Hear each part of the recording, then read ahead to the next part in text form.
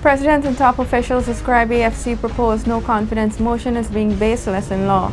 OLPF moves to Region 4 and more city areas consulted on national cleanup project. The head of state has responded to the AFC's proposed no-confidence motion, deeming it to be baseless and without merit. By way of letter, President Donald Ramotar said that while he acknowledged the right to file a motion, every action undertaken by the finance minister with regards to the spending of budgetary allocations has been within the constitutionally legal framework. The ruling administration is ready for any such action that may be taken. The president said that the PPPC and I are prepared to face the consequences of such a motion and the electorate.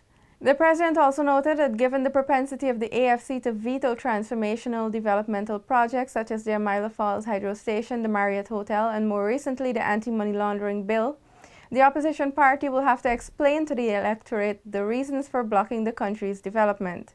Attorney General and Minister of Legal Affairs Anil Nandlall in an interview denounced the motion against the government because Finance Minister Dr. Singh has used money from the Consolidated Fund to restore the 2014 budget cuts. I reject absolutely that contention of theirs. Dr. Singh, first of all, did not act upon his own volition.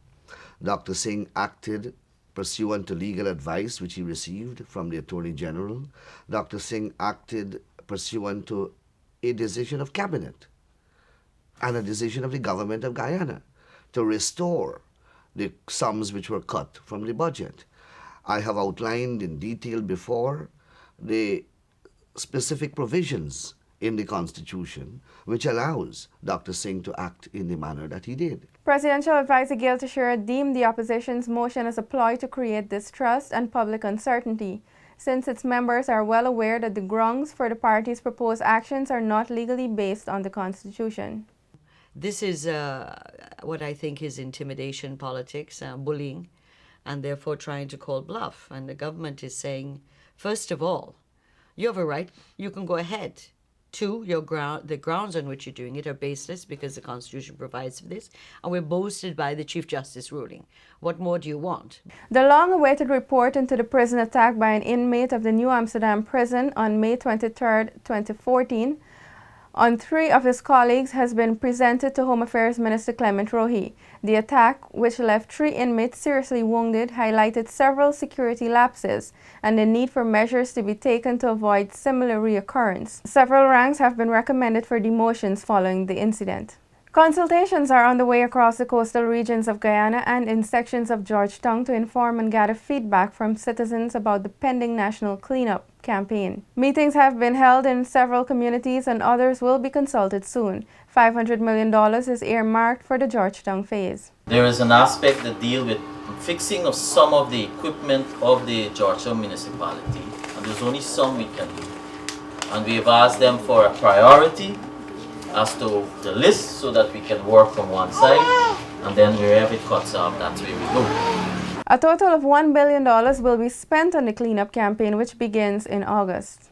The distribution of laptops via the One Laptop Per Family program aims to share 90,000 computers to families nationwide. The most recent effort saw the internet-ready instruments being distributed to Region 4 residents. I'm so glad the government gave us the opportunity to come here to get a laptop. I'm very glad to receive this one laptop for a family because it's difficult for people who can't afford one of these things to get it. So the government initiative is a very thoughtful one. More than 30,000 people have already received their laptops in various communities across Guyana.